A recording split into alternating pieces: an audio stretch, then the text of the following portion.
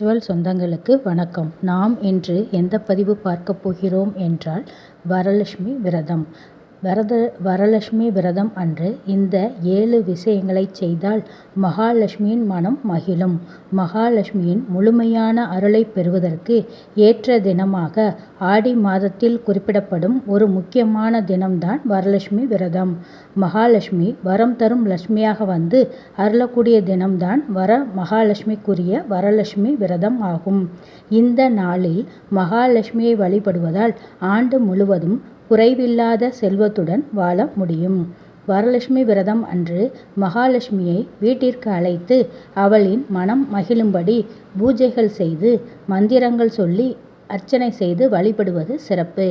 இந்த நாளில் சில குறிப்பிட்ட பொருட்களை தானம் செய்வது மகாலட்சுமியின் மனதை மகிழ்விக்கும் என சொல்லப்படுகிறது. வரலட்சுமி விரதம் பெண்களுக்கு மிக முக்கியமான விரதமாக கருதப்படுகிறது.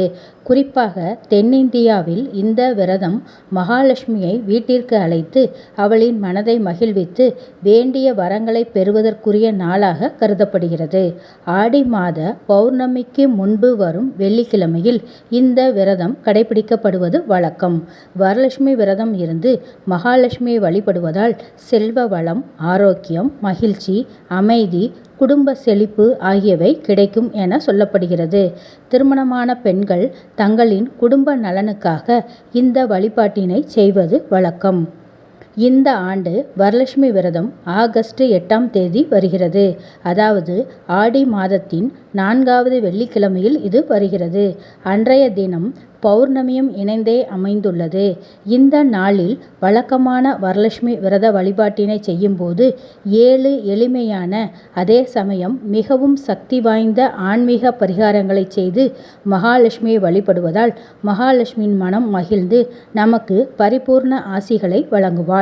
இதனால் வீட்டில் மகிழ்ச்சி, அதிர்ஷ்டம், செல்வம் ஆகியவை பெருகும் என்பது நம்பிக்கை. ஆடி வெள்ளி மற்றும் வரலட்சுமி விரத வழிபாட்டுடன் என்ன பரிகாரங்கள் செய்தால் மகாலட்சுமியின் மனதை மகிழ வைக்க முடியும் என்பதை பற்றி பார்ப்போம். லட்சுமி அஷ்டோத்திர பாராயணம். வரலட்சுமி விரதம் அன்று மகாலட்சுமியின் 108 திருநாமங்களான லட்சுமி அஷ்டோத்திர சக நமாவளியை சொல்லி வழிபட வேண்டும். லட்சுமியின் படம் அல்லது சிலைக்கு முன் நெய் விளக்கு ஏற்றி வைத்து இந்த மந்திரத்தை பக்தியுடன் சொல்ல வேண்டும்.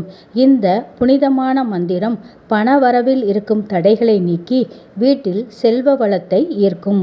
தொடர்ந்து இந்த மந்திரத்தை தினமோ அல்லது வெள்ளிக்கிழமை தோறும் சொல்லி வந்தால் மகாலட்சுமியின் அருள் பரிபூர்ணமாக கிடைக்கும்.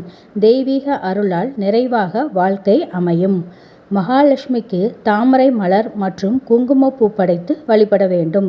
சிவப்பு அல்லது வெள்ளை நிற தாமரை படைத்து வழிபடுவது சிறப்பு. தாமரை, குங்குமப்பூ இரண்டுமே மகாலட்சுமிக்கு விருப்பமானது என்பதால் இவை மகாலட்சுமியின் மனதை மகிழ்வித்து வீட்டை செல்வச் செழிப்பாக மாற்றும். இவை தெய்வீக ஆற்றல், ஒற்றுமை, தூய்மை, பக்தியின் அடையாளமாக கருதப்படுவதால் இந்த பொருட்களை படைத்து மகாலட்சுமியை மனதார வழிபடுவதால் வீட்டில் மகாலட்சுமியின் அருட்கடாட்சம் நிறைந்து காணப்படும். வீட்டில் அரிசி வைக்கும் பாத்திரத்தில் வெள்ளி நாணயத்தையோ அல்லது சிறிய லட்சுமியின் விக்கிரகத்தையோ வரலட்சுமி விரதம் அன்று வைக்க வேண்டும். அரிசி செழிப்பு மற்றும் பெருக்கத்தின் அடையாளம் ஆகும். மகாலட்சுமியின் அடையாளங்களை இந்த நாளில் அரிசியில் வைப்பதால் தொடர்ந்து அந்த வீட்டில் உணவு பஞ்சம் ஏற்படாமல் செழிப்பும் பெருகிக் கொண்டே இருக்கும். பணம் தொடர்பான பிரச்சனைகள், தடைகள் நீங்கும். அருகில் உள்ள கோவிலுக்கு பசு நெய்யுடன் இருக்கும் விளக்கை தானமாக கொடுக்கலாம். மகாலட்சுமியின் பாதத்தில் நெய் தீபம் ஏற்றி வழிபடுவதால் செல்வம், வெற்றி ஆகியவை கிடைக்கும். தீப தானம் செய்வதால் பொருளாதார நிலையில் இருக்கும் இருண்ட நிலைமை மாறும். இது தெய்வீக அருளையும் தெளிவையும் கொடுக்கும். இந்த தானம் கர்ம வினைகளையும் தீர்க்கும். மகாலட்சுமியின் அருளால் பணத்திற்கு என்றும் குறைவே வராது. பசு தானம். பசு அல்லது ஏழை பெண்களுக்கு உணவு, இனிப்புகள் அல்லது அவர்களுக்கு தேவையான பொருட்களை தானமாக வழங்கலாம். இது இறை அருளை பெற மிகச் சிறந்த வழியாகும். சுயநலம் இல்லாமல் நாம் கொடுக்கும் தானம் மகாலட்சுமியின் அருளால் 10 மடங்காக நமக்கு திரும்ப கிடைக்கும். மஞ்சள் அல்லது வெள்ளை நிற இனிப்புகள், பாயாசம் ஆகியவற்றையும் தானமாக கொடுக்கலாம்.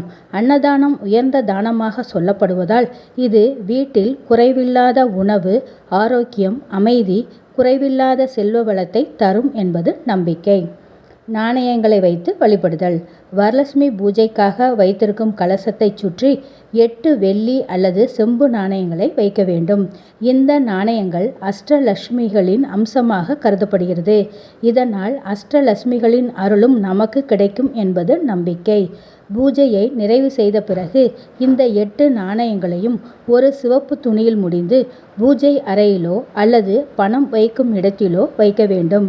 இதனால் அஷ்டலட்சுமிகளின் அருளால் ஆண்டு முழுவதும் செல்வ வளம், நிதி பாதுகாப்பு கிடைக்கும். இந்த பதிவு உங்களுக்கு பிடித்திருந்தால் லைக் பண்ணுங்க, கமெண்ட் பண்ணுங்க, ஷேர் பண்ணுங்க. மறக்காம சப்ஸ்கிரைப் பண்ணுங்க. தேங்க்யூ.